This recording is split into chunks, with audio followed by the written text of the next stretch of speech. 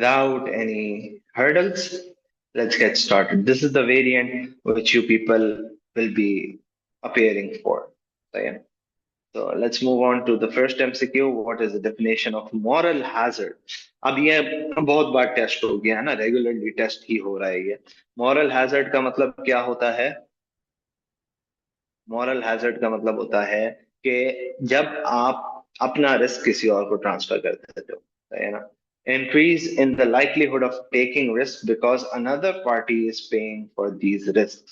और इसकी एग्जांपल मैंने आपको इंश्योरेंस से भी बताई थी. अब इंश्योरेंस है, फॉर एग्जांपल हेल्थ इंश्योरेंस है, तो आपने हेल्थ इंश्योरेंस कराई हुई है, लेट्स से हार्ट अटैक से रिलेटेड. अब क्योंकि आपको पता है कि आपका ट्रीटमेंट हो जाएगा, तो what you do, you act not in the best interest of yourself. You're not exercising, you're eating unhealthy food.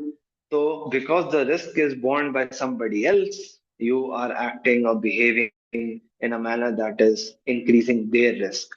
अब इस मॉरल हैजर्ड को कम करने के लिए अमेरिकन फर्म्स ने क्या किया, ये बड़ा इंपॉर्टेंट है. तो उन लोगों ने बोला कि if you taking out life insurance and stuff like that, you need to be healthy, right. तो वो अपने कस्टमर्स को यूं नहीं बोलते कि you need to be healthy. In order to make them healthy, what they do is they gift them a fitness watch or a fitness band, something like that. Say it. And if, let's say, you walk 10K steps every month, you get 10% discounts on, let's say, a restaurant. Or let's say, uh, an airline पे 10% का of मिल गया. And if you continue this for the entire year, you get 30% off on that restaurant. तो इस तरीके से they behave, they make out a policy so that people behave in the best interest of themselves and the insurance firms. Okay, now the second question. The consumer's budget line, DVM, 100. What determines the slope of a budget line? Look at the options मैं pulling on कराऊंगा.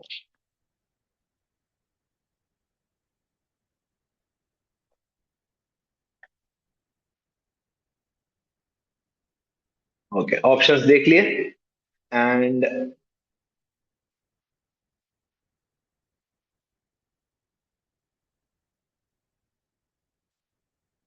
the poll has been launched. तो जितने भी बच्चे हैं सब participate करें.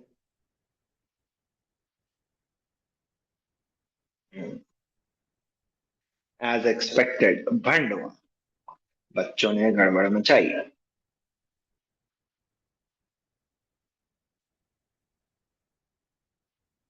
A is incorrect. Marginal rate of substitution in difference curve के स्लोप के लिए यूज होता है. और जो स्लोप ऑफ बजट लाइन है, that is determined by the ratio of price. कितनी एक्स एक्सपेंसिव है, कितनी वाई एक्सपेंसिव है. लेट्स से अगर वाई $1 की है और एक्स $2 की है, तो अब स्लोप यूं हो जाएगा आपके पास. 50 वाई ले सकते हो, सॉरी 100 वाई ले सकते हो और 50 एक्स. सही है. अब अगर ये 2 की जगह 4 हो जाता, तो आपका स्लोप यूं हो जाता, 25x ले सकते हो. तो स्लोप का ताल्लुक price of X and price of Y से होता है. Okay, now this MCQ is a bit tricky. इसको देख लेते हैं. Marginal cost and marginal benefits of producing a good in a free market. What is the external cost when the free market is in equilibrium? तो equilibrium किस point पे होगा, जहां पे प्राइवेट कॉस्ट और प्राइवेट बेनिफिट इंटरसेक्ट करेगा.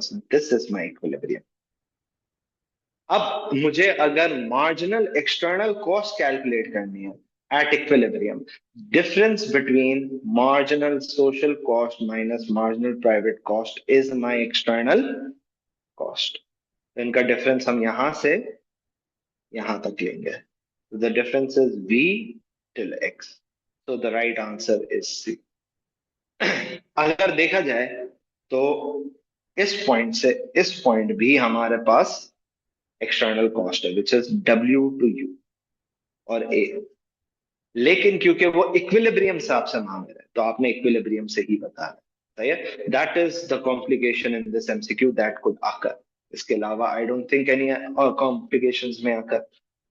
Okay, a firm has a very high fixed cost but low marginal cost of production. आसान अल्फाजों में low variable cost. It experience continuous economies of scale so that the minimum efficient scale is not reached until the firm is very large in relation to total market demand. बोल रहा है कि भाई fix cost बहुत ज्यादा है, marginal cost यानी variable cost कम है, और continuously economies of scale he reach हो रही होती है, तो उसका एटीसी का कर्व नीचे ही जा रहा है. Which type of market structure would the firm operate? ये किस मार्केट स्ट्रक्चर की बात हो रही है? मैं आपके सामने पोलिंग ऑन कर रहा हूं. ऑप्शंस देखें क्या हो सकते हैं.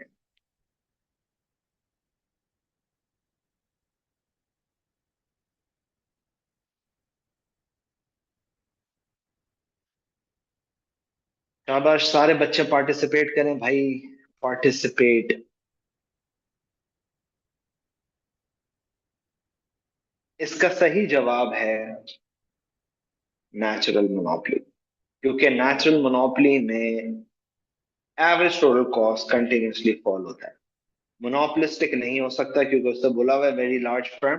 तो आंसर बी, सी और डी में से ही होना था क्योंकि लार्ज फर्म ये तीन ही है. अच्छा, मोनोप्स नहीं तो लेबर मार्केट से रिलेट कर रहा है, तो ये भी नहीं हो सकता.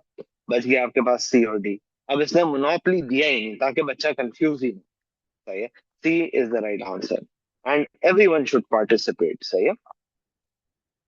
The table gives a marginal utility of two goods, X and Y. The price of X is 2, price of Y is 1.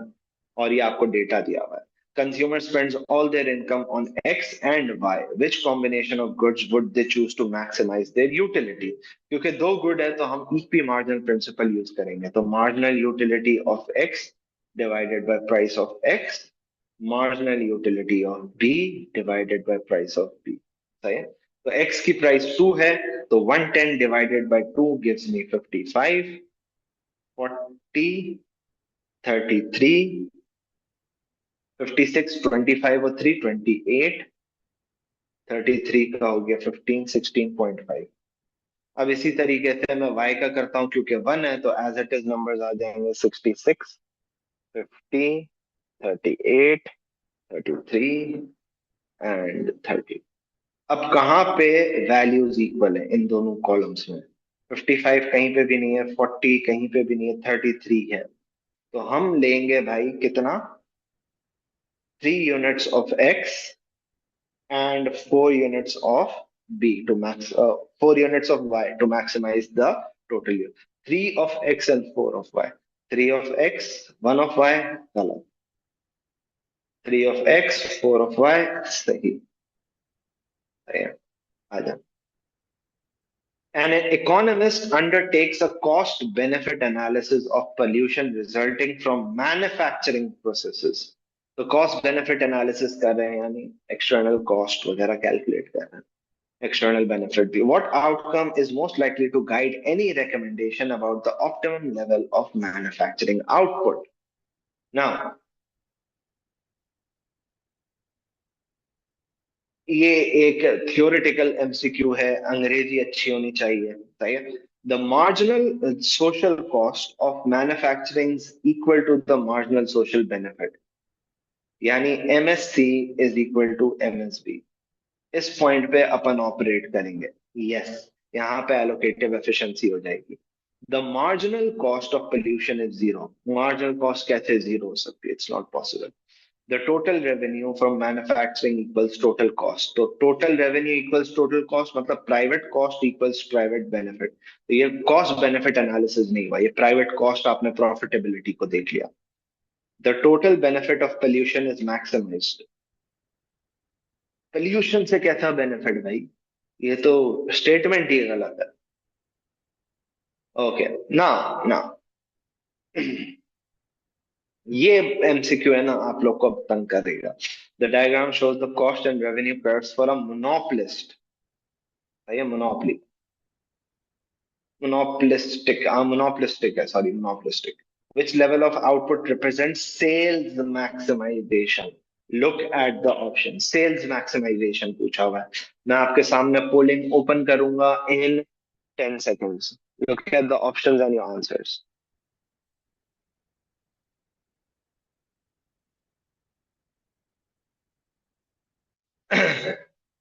And the poll has been launched.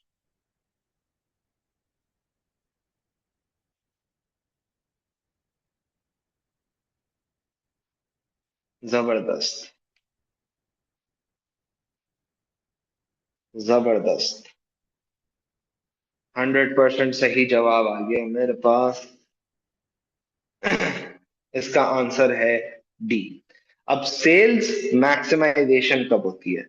Sales maximisation होती है where A R is equal to A C. तो A R is equal to A C, ये दोनों कहाँ intersect हो रहे हैं? Point D पे। सेल्स रेवेन्यू मैक्सिमाइजेशन कब होती है? जब M R is equal to zero. तो दोनों में कंफ्यूज नहीं होना। अब इसने सेल्स मैक्सिमाइजेशन दी हुई है तो मतलब सेल्स मैक्स आउटपुट मैक्सिमाइजेशन भी इसको बोलते हैं। रेवेन्यू मैक्सिमाइजेशन इज डिफरेंट, वो आपको एक्सप्लिसिटली रेवेन्यू लिख के देगा। अगर उसने रेवेन्यू नहीं लिखा हुआ तो आप उसको सेल्स मैक्सिमाइजेशन ही अज्यूम करोगे। Okay. What might help to achieve allocative efficiency? Allocative efficiency कैसे अचीव हो सकती है? Differentiated products. डिफरेंशिएटेड प्रोडक्ट्स से तो एलोकेटिव एफिशिएंसी नहीं अचीव हो सकती। Government subsidies, yes. याद रखो हमने नेचुरल मोनोपोली में यही पढ़ा था ना कि गवर्नमेंट सब्सिडाइज करती है in order to achieve allocative efficiency. Monopoly allocatively efficient नहीं होती। सुपर नॉर्मल प्रॉफिट से भी एलोकेटिव एफिशिएंसी नहीं होती। Question number 9. Easy. Essential feature of nudge theory. Look at the options. Look at the options. Nudge theory के क्या essential features हैं? Launching the poll now.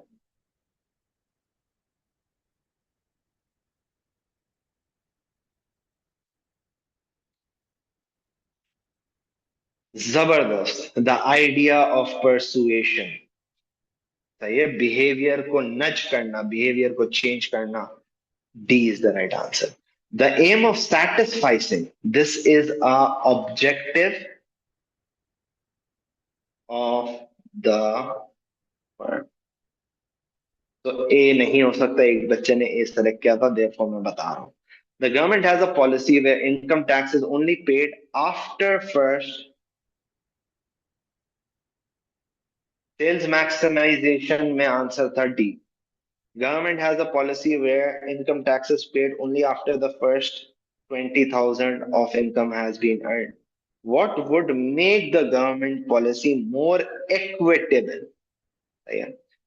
Decreasing the threshold for paying income tax to 10,000 for all taxpayers. तो जब आप $10,000 कमा लोगे तब से टैक्स लगना शुरू होगा, तो ये ज्यादा इक्विटेबल है या $20,000 कमाओगे तो टैक्स पे करना इक्विटेबल है?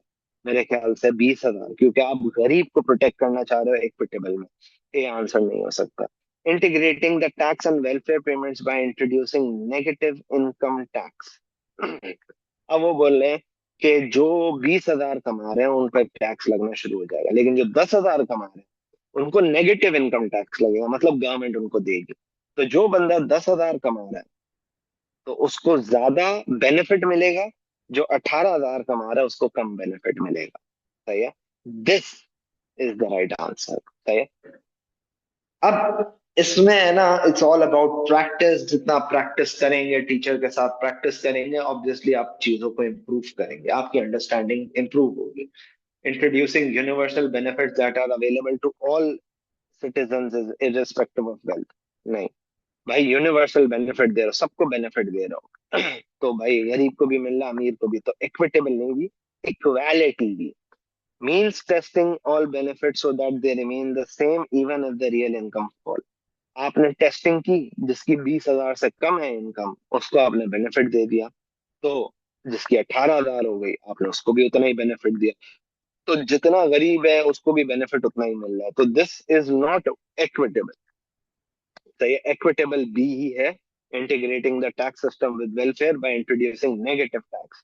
तो 20,000 से कम पे नेगेटिव टैक्स है। और अगर आप $1 कमा रहे हो आपको बहुत ज्यादा नेगेटिव टैक्स मिलेगा।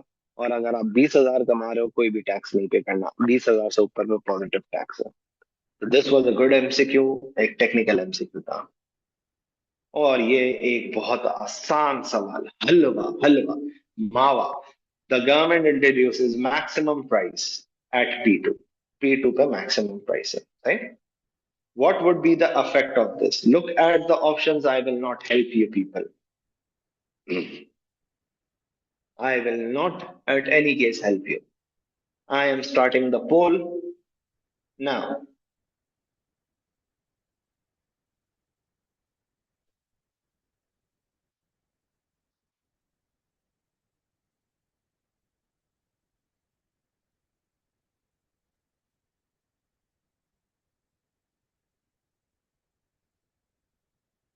हम्म। अरे ये क्या? अबे, गलत आंसर जीत गया। शुरू के जो बच्चे थे ना उन्होंने सही जवाब दिया, which is B. Maximum price equilibrium के ऊपर लगा है तो इनअफेक्टिव है, ऑटोमेटिकली आप नीचे आ जाओगे। तो equilibrium will remain unchange, the price will remain unchange, there will be a surplus. हाँ, अगर मिनिमम प्राइस होती तो सरप्लस होता, क्योंकि मैक्सिमम प्राइस है और ऊपर है, इनअफेक्टिव है। The government intervenes to raise the wage of a group of workers to prevent their exploitation. तो गवर्नमेंट वेजेस बढ़ाना चाह रही है। Where might such government intervention be justified? ये justified कहाँ पे होगा? In an industry that is protected by tariff on imports from abroad। बल्कि आप लोग इसको खुद पढ़ें सारे ऑप्शंस।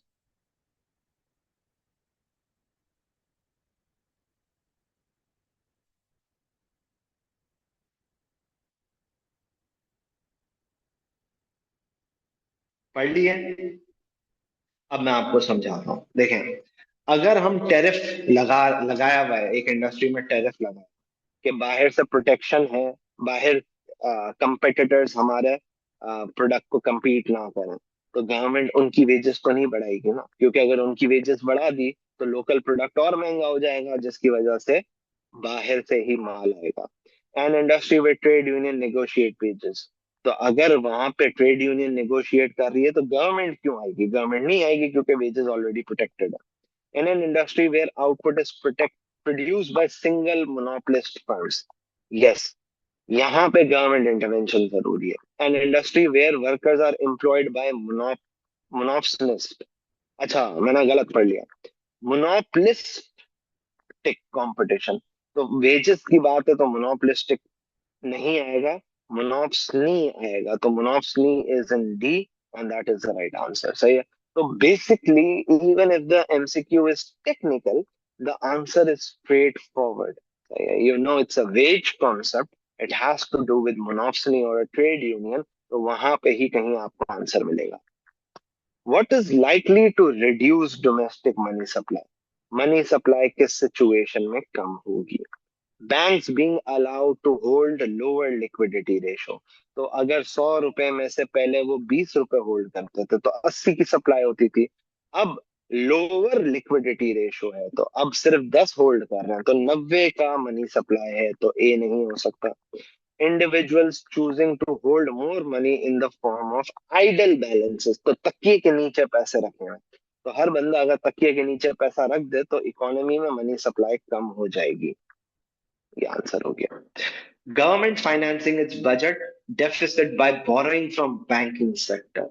तो बैंकिंग सेक्टर से आपने पैसा लिया, उस पैसे को गवर्नमेंट ने स्पेंड कर दिया।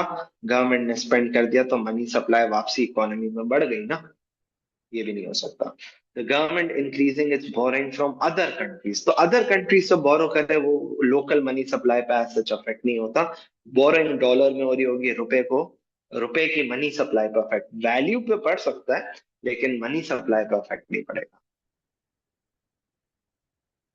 The unemployment rate in an economy may continue to rise even after the economy has recovered from recession. Which explanation for this trend is not correct? सही नहीं है। many foreign businesses have moved out of the business out of the country. Yes, this is correct. अगर recession था, लोग foreign businesses चले गए, तो unemployment अभी भी बढ़ेगी. हमें नॉट करेक्ट ढूंढना है, तो ये नहीं हो सकता. The government has abolished national minimum wage. तो मिनिमम वेज की वजह से अनएम्प्लॉयमेंट होती है, वो एबॉलिश खत्म कर दी, तो मिनिमम वेज खत्म होने की वजह से एम्प्लॉयमेंट बढ़ जाएगी.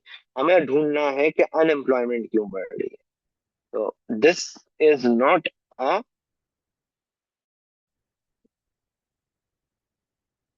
this is the right answer. अब ये देखेंगे, थोड़ा सा ये मुझे भी कंफ्यूजिंग लगता है, अजीब एमसीक्यूज है. वो बोल रहे कौन सा सही नहीं है. सही है ना. तो अगर गवर्नमेंट नेशनल मिनिमम वेज को अबॉलिश खत्म कर देगी, तो एम्प्लॉयमेंट बढ़ जाएगी, और इकोनॉमी में अनएम्प्लॉयमेंट बढ़ रही है, तो ये यही हुआ ना. This is not correct. C देख लेते हैं. A net migration of low skilled workers. तो अगर लो स्किल्ड वर्कर मुल्क में आ जाएंगे, तो वैसे ही नौकरियां नहीं है, और लोगों को नौकरियां नहीं मिलेंगी. Unemployment will increase. Workers lose skills making them less employable. तो इनको भी जॉब्स नहीं मिलेंगी. तो बेसिकली जिसमें एम्प्लॉयमेंट बढ़ रही है वो हमारा आंसर था, और बी में एम्प्लॉयमेंट बढ़ रही है, दैट वाज आवर आंसर.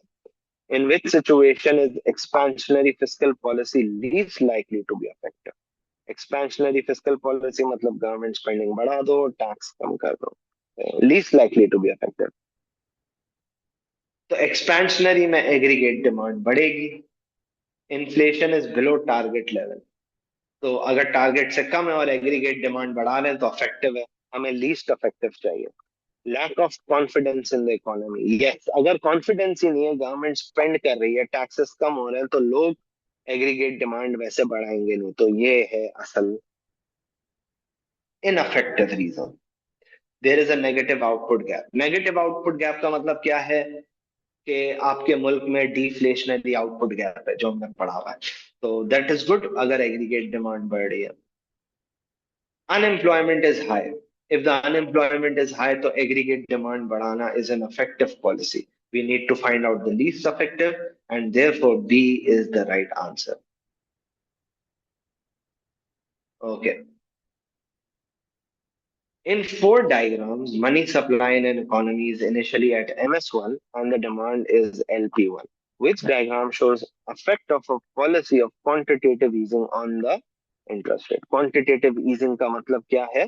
आप मनी सप्लाई को बढ़ा दो. सही है. ताकि इंटरेस्ट रेट्स क्या हो जाए, कम. This is quantitative easing. अब let's look at the options. सही है. अब आप बताएं कि इसमें से आंसर क्या होगा. मनी सप्लाई बढ़ा दो, तो ये बढ़ गई money supply. LP money demand का शिफ्ट होना आंसर नहीं हो सकता, तो बी और डी नहीं हो सकता. यहां पे मनी सप्लाई कम हुई है, तो सी भी नहीं हो सकता. Therefore A is the right answer.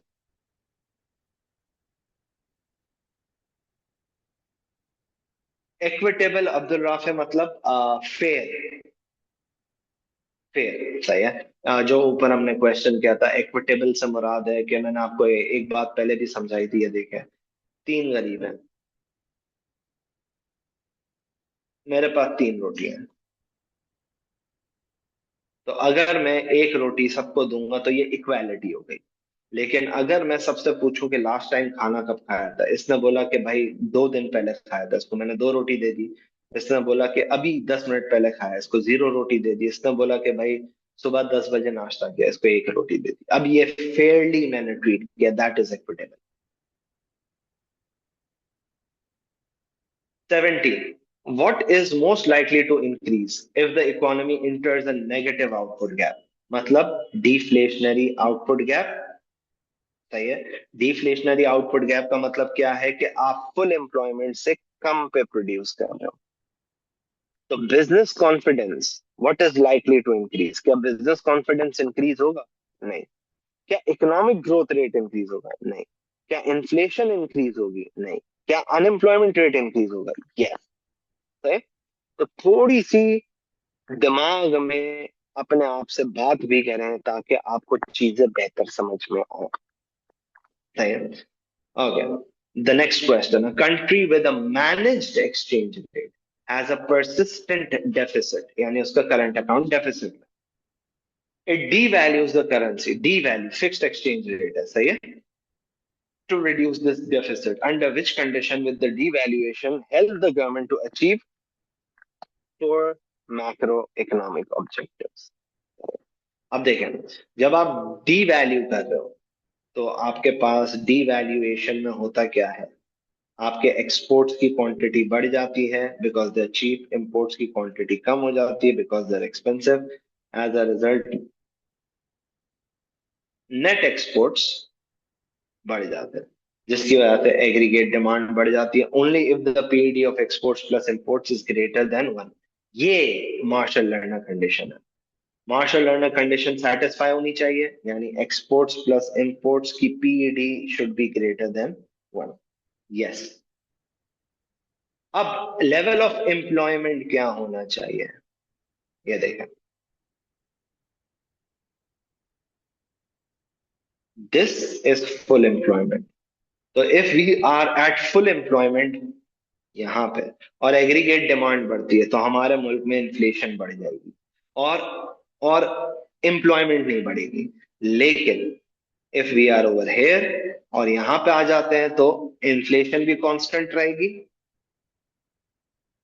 And inflation भी कांस्टेंट रहेगी एंड हमारे मुल्क में एम्प्लॉयमेंट और ग्रोथ भी होगी. तो we need to be below full employment. C is supposedly the right answer. What would cause individuals' demand curve for active money balance move to the left? Active money balance का मतलब मैं आपको समझा देता हूं. आपने लिक्विडिटी प्रेफरेंस थ्योरी में पढ़ा था, ट्रांजैक्शनरी डिमांड टू द लेफ्ट. सही है. आप ऑप्शंस देखें. ऑप्शन देखें, मैं आपको पोलिंग ऑन करूंगा इस कॉन्सेप्ट में.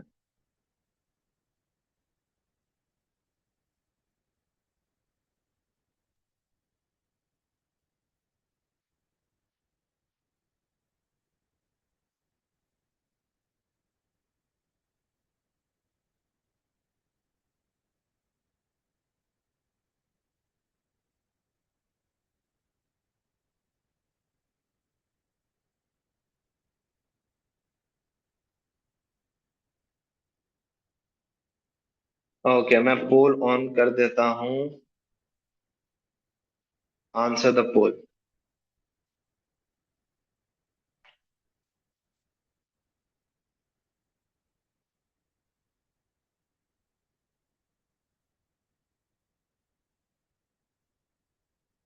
कंफ्यूज हो रहे हो?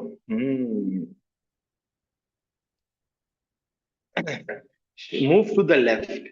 लेफ्ट का मतलब यू नीड लेस मनी.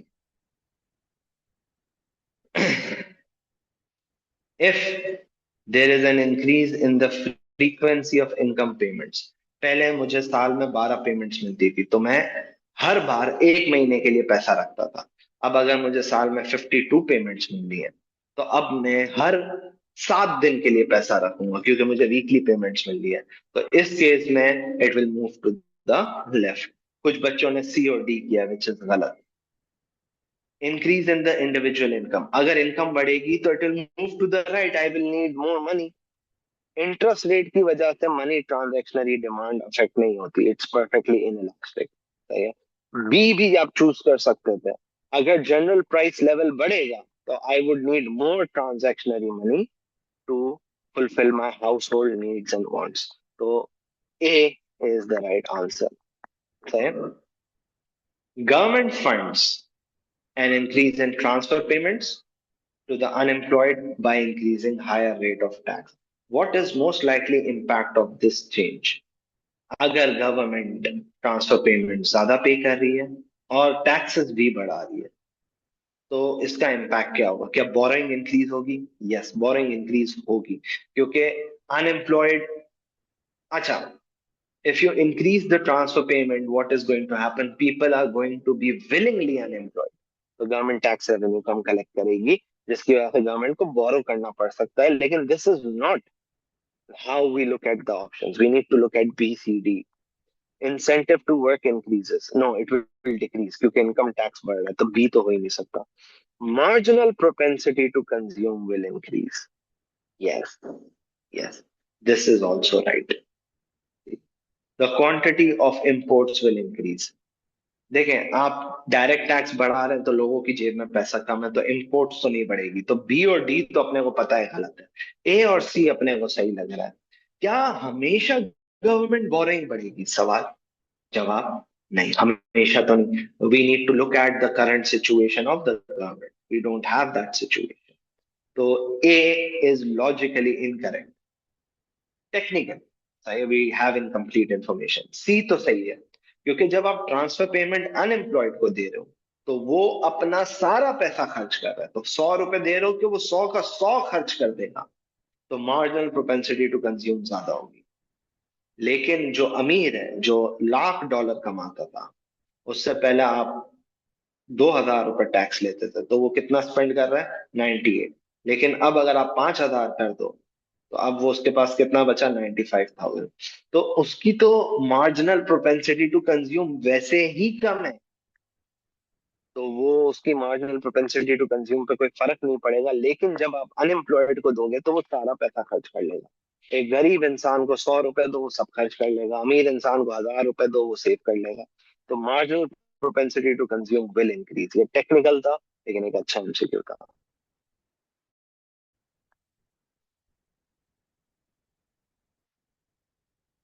आज अगले एमसीक्यू पे आते हैं। Which combination shows the most likely outcome if a government increases the level of direct taxation? तो डायरेक्ट टैक्सेशन अगर इंक्रीज करेंगे तो क्या कॉम्बिनेशन होगी? बैलेंस ऑफ पेमेंट डिटियोरेट होगा। गलत, क्योंकि आपने अगर डायरेक्ट टैक्स कम किया, disposable in government increases the direct tax, हाँ, तो डिस्पोजेबल इनकम आपकी कम, इंपोर्ट्स कम, तो बैलेंस ऑफ पेमेंट इंप्रूव होगा। और इन्फ्लेशन इंक्रीज नहीं होगी, डिक्रीज होगी, क्योंकि डायरेक्ट टैक्सेस कम है। इकोनॉमिक ग्रोथ इंक्रीज होगी। गलत, इन्फ्लेशन डिक्रीज होगी। सही, अनएम्प्लॉयमेंट इंक्रीज होगी। सही, क्योंकि डायरेक्ट टैक्सेस आप बढ़ाओगे तो बिजनेसेस भी तो बंद करके जाएंगे, तो अनएम्प्लॉयमेंट भी बढ़ सकती है। अनएम्प्लॉयमेंट डिक्रीज होगी। गलत, बैलेंस ऑफ पेमेंट इंप्रूव होगा। सही, तो इसका सही जवाब है आपके पास। Done. Okay. Now the next MCQ is a very, very interesting one. In an economy, the PED of raw material is zero point 0.3 and PED of exports is zero point 0.3.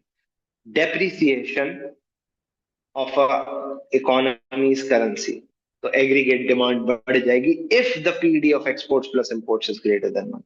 What will be the impact on inflation? तो सबसे पहले हमारे पास PED 0.6 है, less than 1 है, तो AD बढ़ेगी नहीं, AD कम हो जाएगी, तो डिमांड पुल इन्फ्लेशन डिक्रीज हो जाएगी।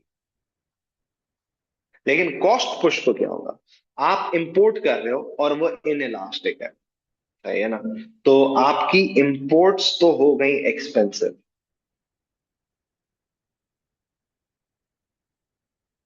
जिसकी वजह से कॉस्ट पुश इन्फ्लेशन इंक्रीज कर जाएगी। सो सी is the right answer.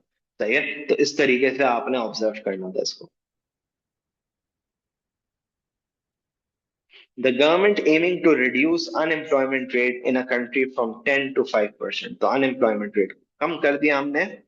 What is a likely effect if this aim is achieved? सोचें, अनएम्प्लॉयमेंट रेट कम होता है तो क्या इंपैक्ट होगा? All the options are in front of you, आप इनको देखें, एंड देन पोलिंग ऑन होगी।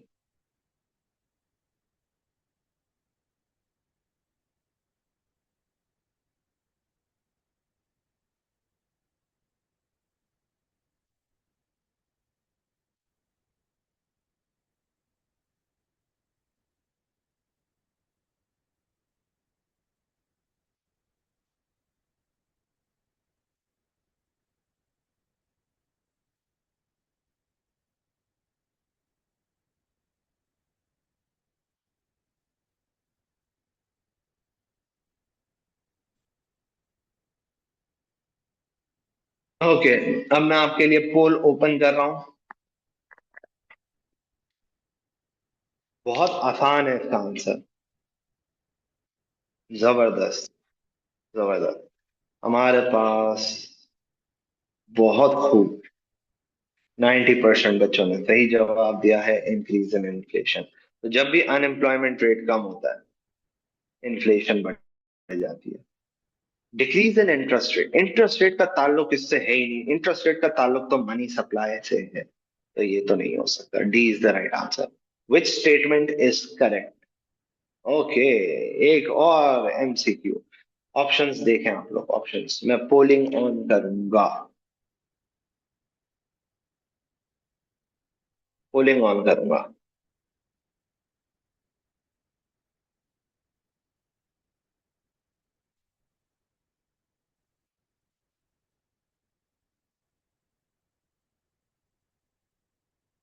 पोल has been launched.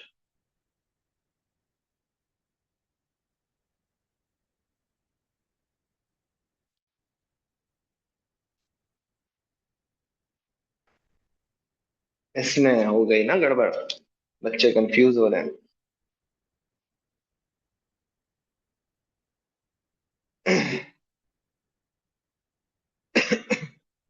Economic development is necessary for economic growth, उल्टा है।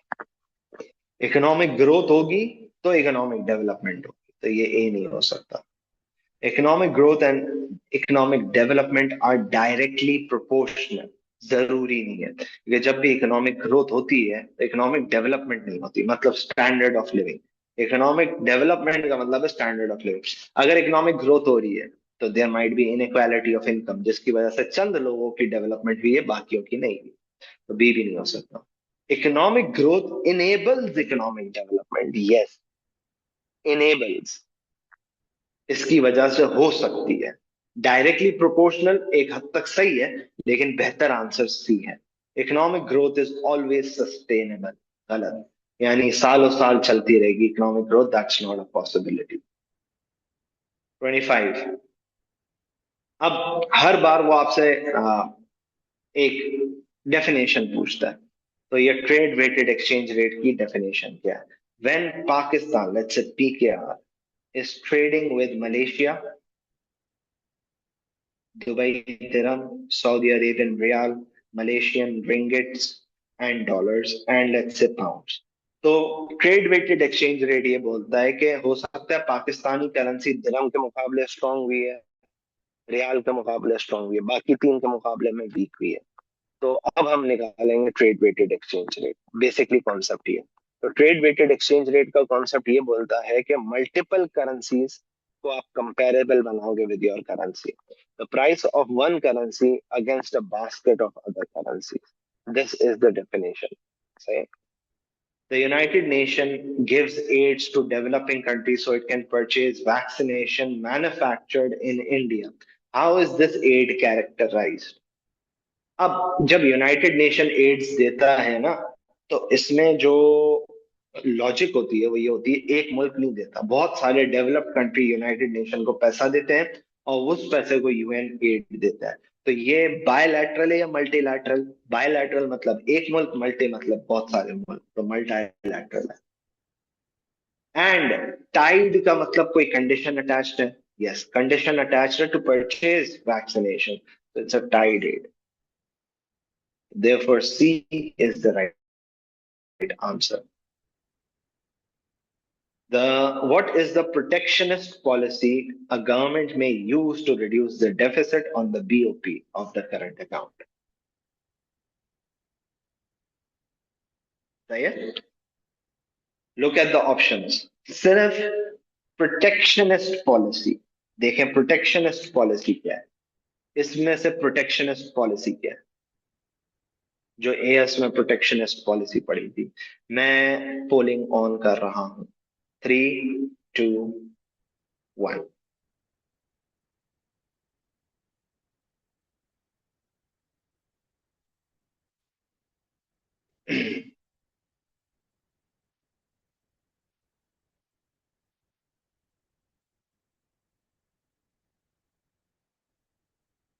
जबरदस्त जबरदस्त।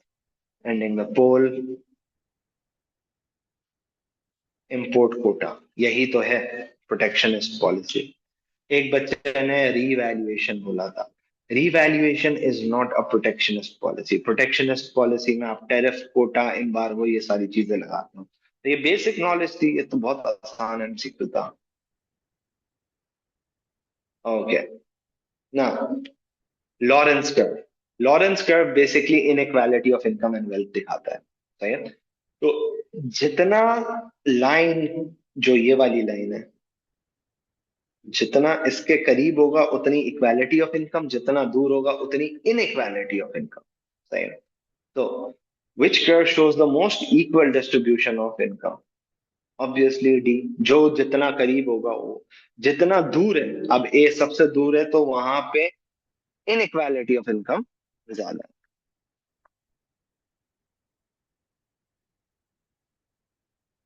ओके, 29th कर लेते हैं। An economy has a large surplus on the current account of its balance of payment. It revalues its currency, currency strong कर रहे हैं, तो करंट अकाउंट डेफिसिट में जाएगा लॉन्ग रन पे अगर PD exports plus imports greater than one है। The current account of the balance of payment becomes greater surplus in the short run. Short run में सरप्लस पे जा रहा है, लॉन्ग रन में surplus becomes smaller and eventually becomes a deficit. What is the sum of price elasticity? अब इसका मतलब ये है कि आपके पास इनवर्स जे कर्व बन रहा है, पहले करंट अकाउंट पॉजिटिव हो रहा है और फिर करंट अकाउंट नेगेटिव हो रहा है। तो शॉर्ट रन में PD is inelastic, long run में PD is elastic. Short run में less than one, long run में ग्रेटर देन वन। तो ऑप्शन आपके पास क्या हो गया भाई? सी। आसान एमसीक्यू था। बेसिकली जितनी बेहतर अंडरस्टैंडिंग होगी ना, फट करके सॉल्व करोगे, फट करके सॉल्व करोगे। अब मैं आपको एक बात समझाने की कोशिश करता हूँ, कुछ चीजें आप हिफ्स कर लो, याद कर लो। डेप्रिसिएशन या डिवैल्यूएशन होती है तो क्या होता है, एप्रिसिएशन या रिवैल्यूएशन होती है तो क्या होता है, ये सारी चीजें आप याद कर लो ताकि आपको सारे कॉन्सेप्ट दिमाग में हो। What is not a characteristic of an emerging economy? अब इमर्जिंग इकोनॉमी और डेवलपिंग इकोनॉमी में क्या फर्क है? डेवलपिंग इकोनॉमी में इनकम स्लो होती है, इमर्जिंग इकोनॉमी जो तेजी से ग्रो कर रही है। Let's look at the option. जो तेजी से ग्रो कर रही है, an agricultural sector with a growing percentage of GDP. मतलब ये इकोनॉमी ज्यादा रिलाई कर रही है एग्रीकल्चरल सेक्टर में। तो अगर 10% ऑफ जीडीपी एग्रीकल्चर का था, अब 12% ऑफ जीडीपी एग्रीकल्चर का होगा। गलत, ऐसा नहीं होगा। इमर्जिंग इकोनॉमीज पे, इमर्जिंग इकोनॉमीज टेक्नोलॉजी और मैन्युफैक्चरिंग पे ज्यादा जाएंगी, क्योंकि ये इमर्जिंग इकोनॉमीज ज्यादातर डेवलपिंग ही होती हैं। जैसे India is an emerging economy, तो वहां पे बर्थ रेट हाई होगा, पोटेंशियल फॉर ग्रोथ भी हाई होगा, एक्सेस टू एजुकेशन भी हाई हो रहा होगा। लेकिन एग्रीकल्चर सेक्टर उसका डूब रहा होगा और वो सेकेंडरी और टर्शरी सेक्टर की तरफ जा रहे होंगे। So this was the paper, and I found this paper to be relatively a bit easy. We'll be having our next class on Sunday. I'll be updating the time. So make sure आप पूछ लें अगर मैं भूल गया हूँ।